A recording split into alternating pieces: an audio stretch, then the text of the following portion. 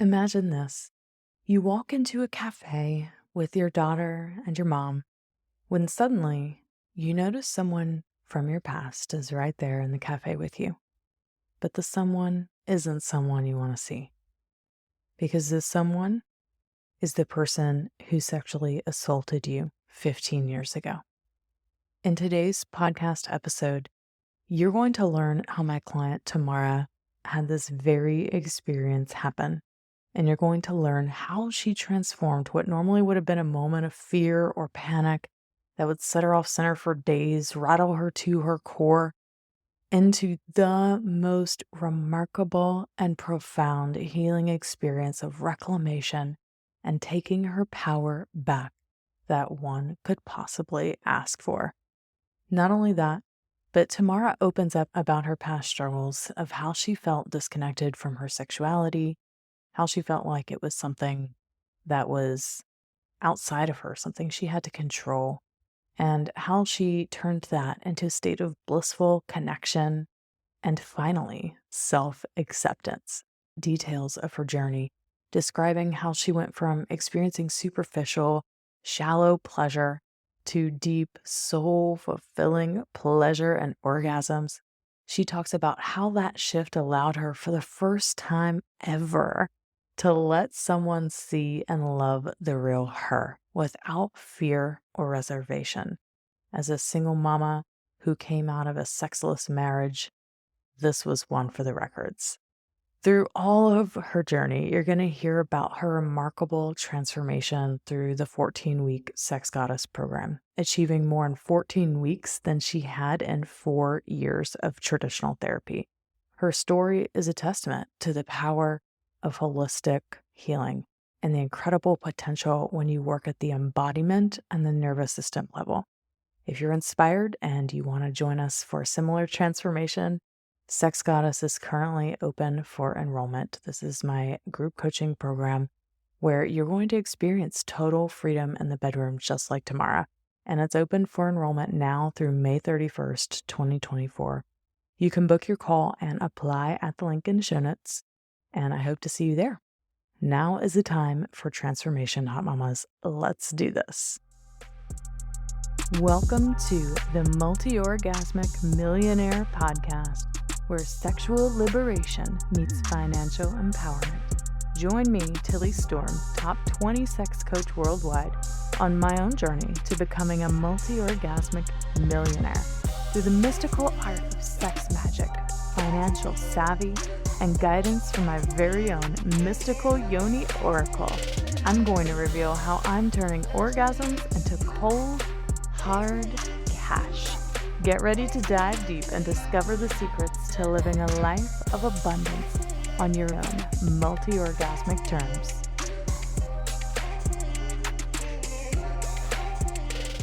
Hello, Tamara. Welcome to the podcast. I'm so excited to have you today. How are you, my dear? Hello. Thank you for having me. I'm awesome. Thank you. Yeah. So you have just completed the group program, and I know that you've had a really amazing experience. I want to start by you having a chance to just share where you were at, what was going on in your life when you started the program. Like, why did you even want to do this? Mhm.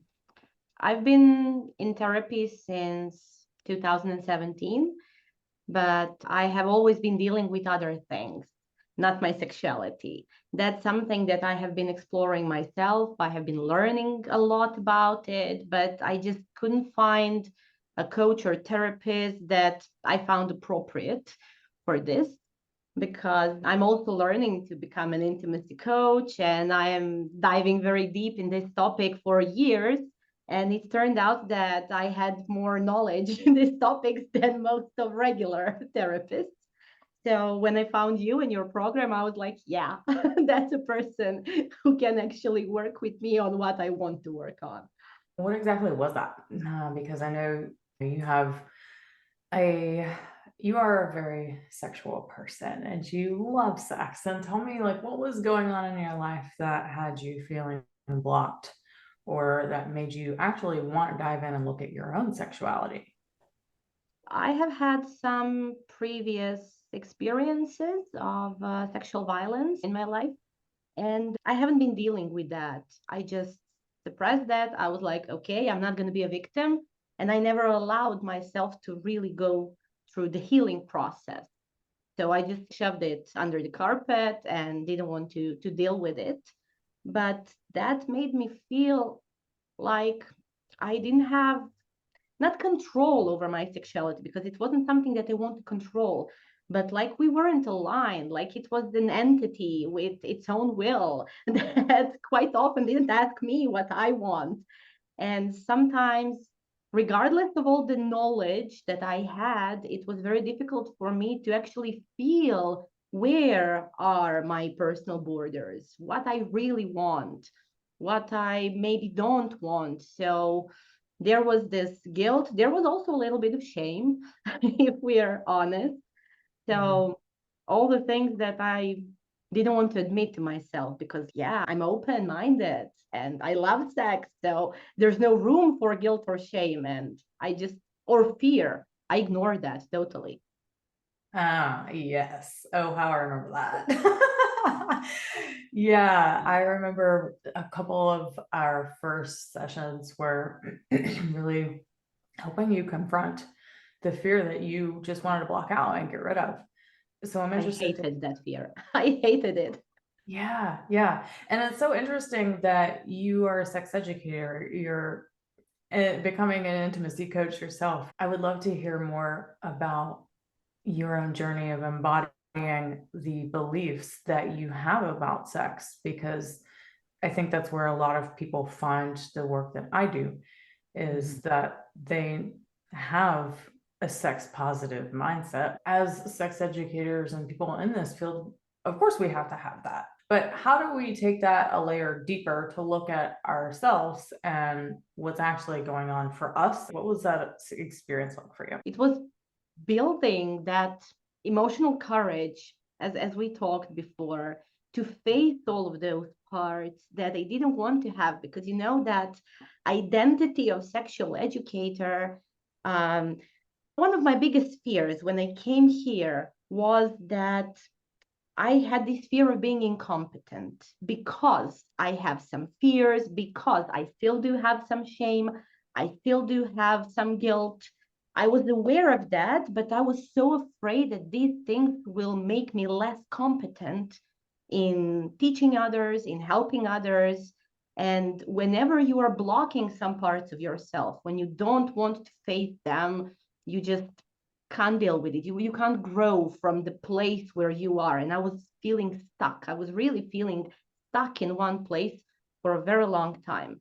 And that those embodiment practices and that psychological work that you also did with me, that work with my shadow was it was painful at moments, honestly. It wasn't easy.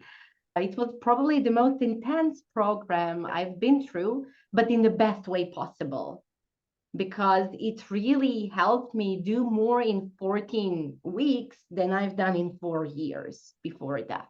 It's been like, wow, just something opened, something changed, something shifted.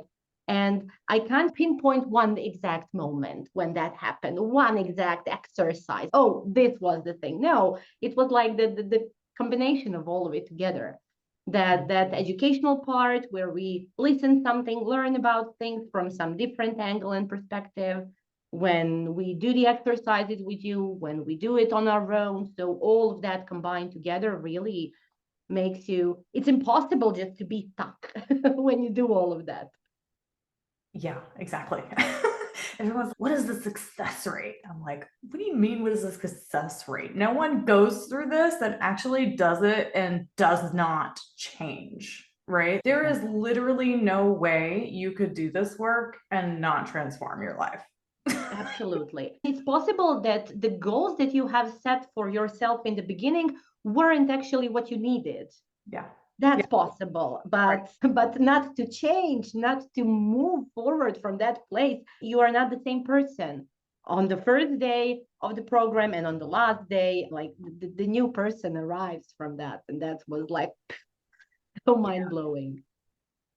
Yeah, and people have often shared that like who they became after wasn't what they expected.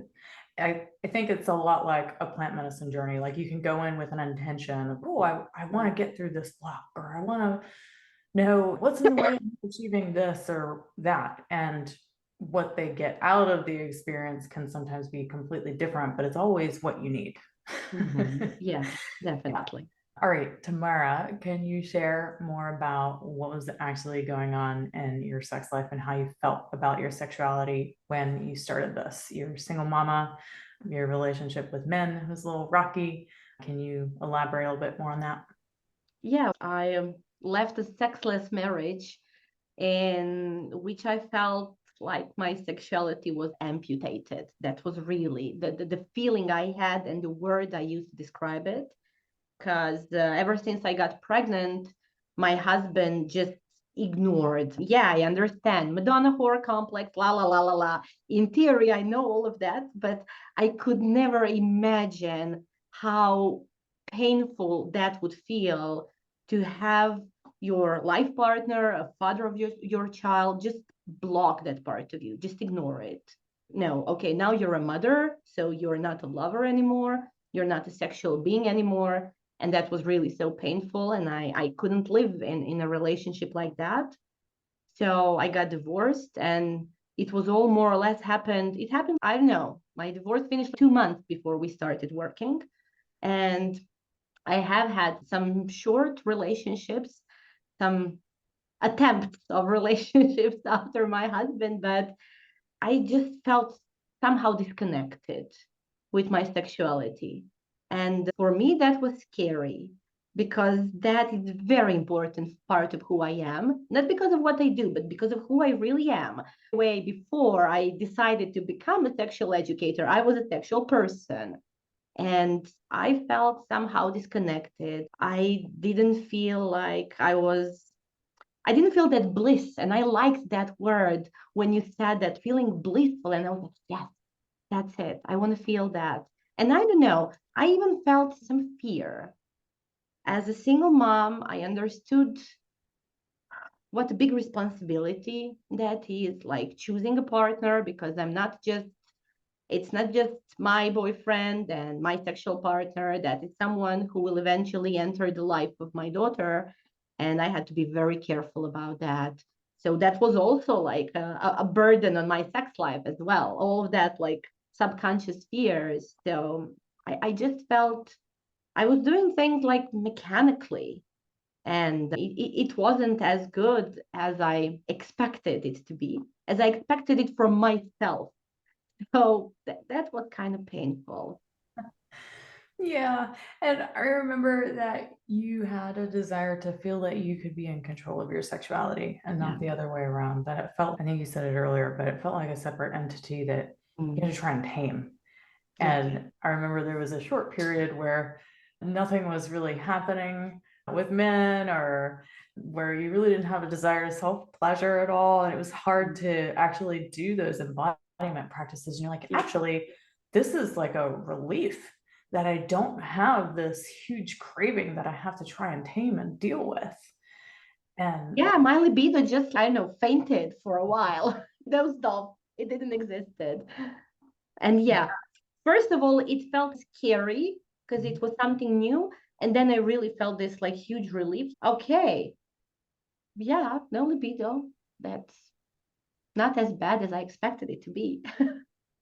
And I guess when I did accept that fact that sometimes I am allowed not to have libido, it woke up and reappeared.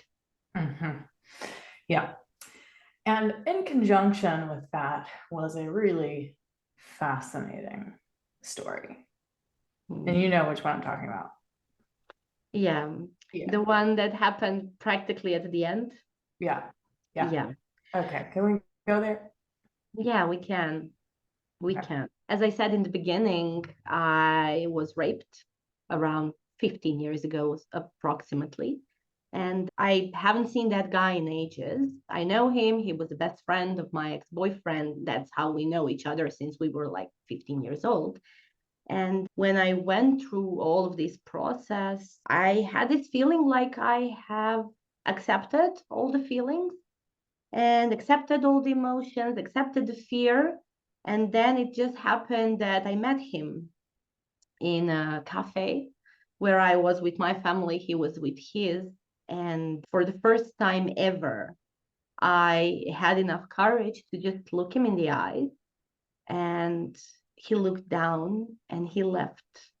And it was such an empowering moment. I never think I felt that empowered, because that can't be an incident. Like it's impossible, because we talked before about that. And I have said to you, and I have said to my therapist, I feel I'm over it. I really think I'm over it. And I would like to get a chance just to look him in the eyes. And then 2 days later, that thing happened. And it felt like taking back my power. That moment when he looked away, when he looked down, when I wasn't the one who was like panicking and freezing and running away and feeling that moment is happening again. Yeah, it felt in first 2 seconds. In first 2 seconds, I was like, oh my gosh, I'm gonna throw up right here, right now. Like everything started coming back from my body. That feeling that trauma is happening again started emerging. And then I just was like, no, it's not happening. That's not it. Like, you're safe now. You're powerful now. Like, he can't do anything. And it just, it really changed everything. That moment when you take your power back after 15 years, goosebumps now. I really have goosebumps whenever I'm talking about it. Yeah, I do too. I have tears in my eyes right now. I don't know if you can Yeah. see. It's wow. That is just the most amazing, fascinating experience that your higher self manifested this experience as proof of how much work you've done on yourself and how you actually did overcome it. And that's never something he can take from you again. And Exactly. it's just a complete uh, completion of that cycle in such a real, tangible way, which I think a lot of people don't really get that experience. They might feel that, yes, I'm over it, like deeply over it. It's one thing to tell yourself you're over it, but it's another thing, like what you experienced, to have done the inner work to create inner safety Mm-hmm.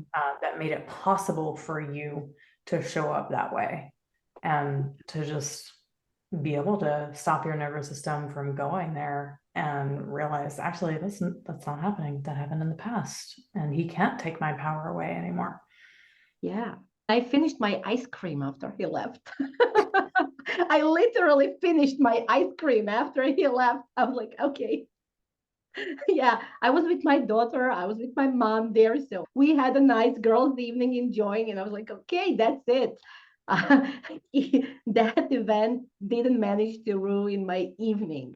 And like before that, whenever I would just see him walking across the street without being that close, without our eyes meet or something, I would be, I don't know, I felt shook like for days.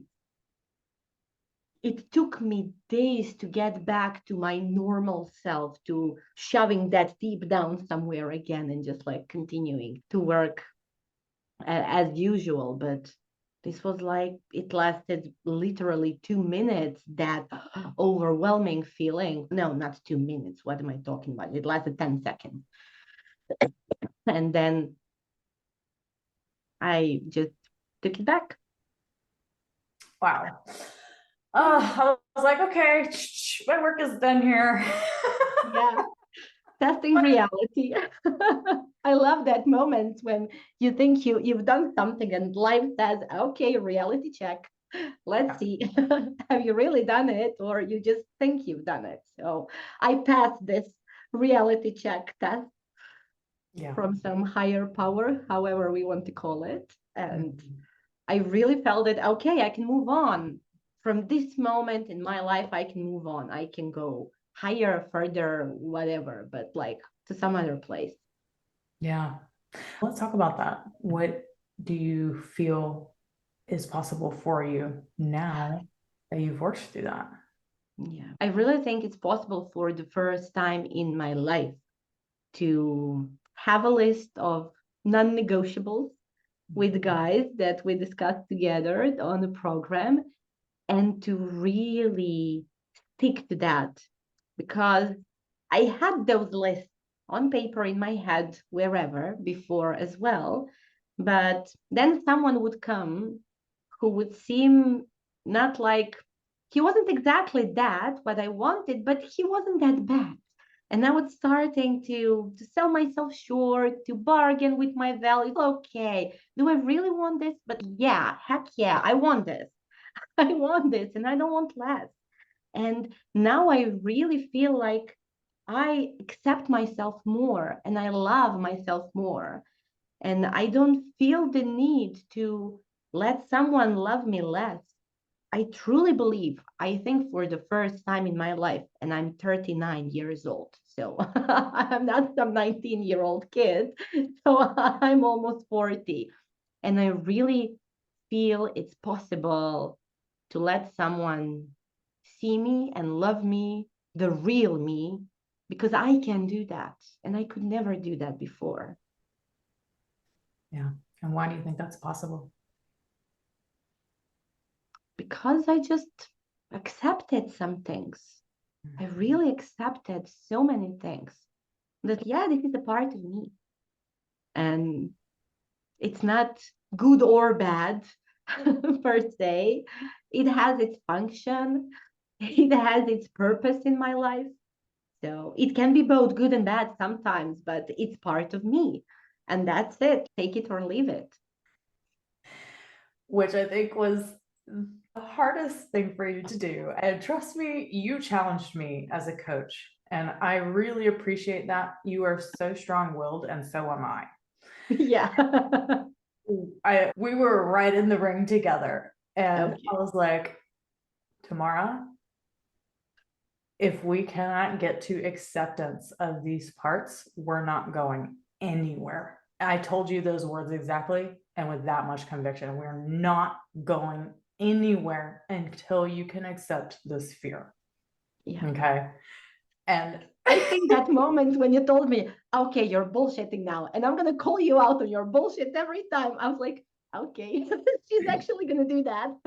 yeah, I did. For me, that was a game changer.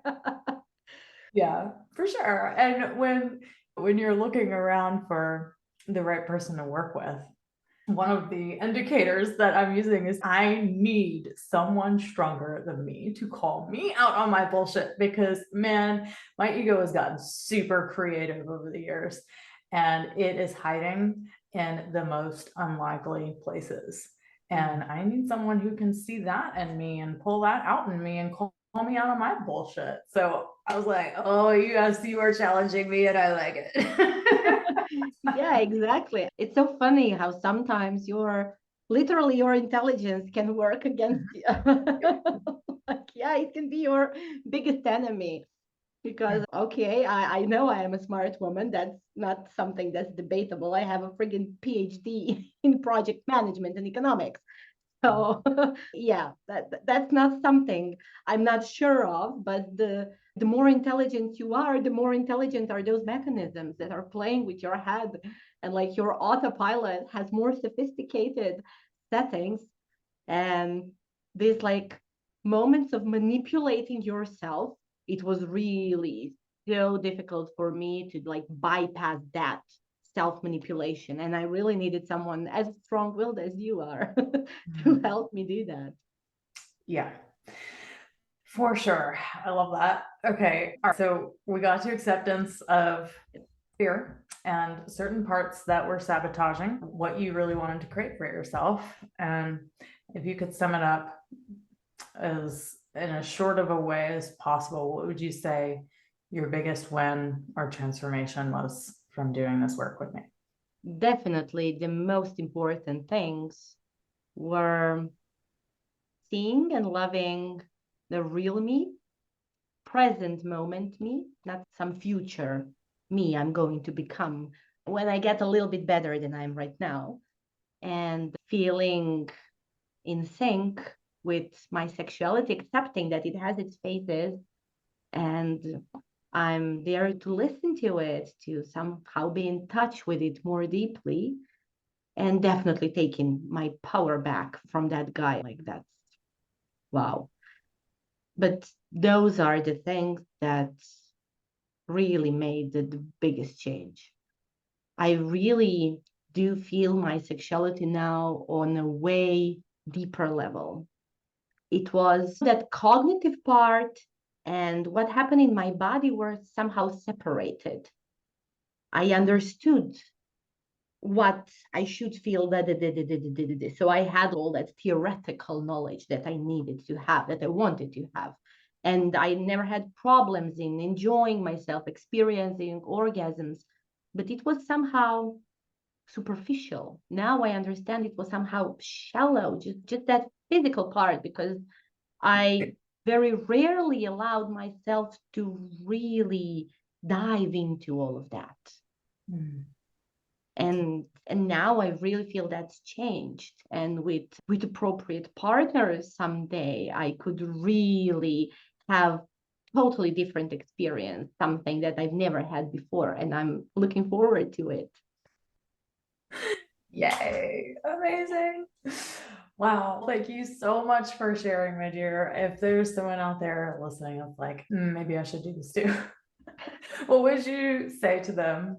Oh, go for it. Yeah, definitely go for it. I mean, like it was really worth it in every possible way. It was worth it. And I said, this has really been, I've sent this to you and written, and I'm going to repeat it now. This has been the most valuable and life-changing experience ever for me. When I've done so many workshops, so much therapy, a lot of different things, books I've read, practices I've done, but this has been the most valuable and life-changing experience ever. So, like, I will recommend it to everyone I know is struggling with something. And I want to be Tilly when I grow up. As an intimacy coach, I definitely want to be you when I grow up in this field. Oh, that's so sweet. Thanks. You're welcome. It's completely honest. Oh, it's my heart, and I appreciate you. Yeah. Yeah, it's Mm. mutual.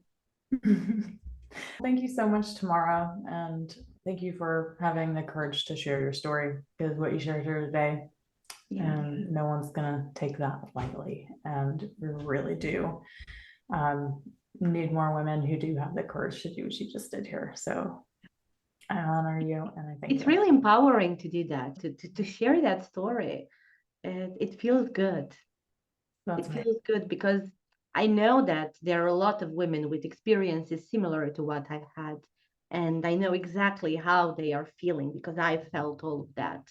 And if one woman out there connects with this story and says, okay, I want this. I don't want to be afraid anymore. I don't want to feel frozen anymore. I don't want to ignore my fear anymore. Because you know that you can be a victim in so many ways. And that hypersexuality is also like trauma response. And it was my trauma response. And I didn't want to deal with that in years. I was like, oh no, I'm empowered. I'm sexy. You're not going to take anything away from me. Like bullshit. That was also part of fear. I was like, how can they take something away from me if I'm willing to give it all? Yeah, you can take it. It's okay. It's fine. So it was just a way of protecting myself. And it was pushing my boundaries all the time. I was doing that. It's not those guys. They had no idea.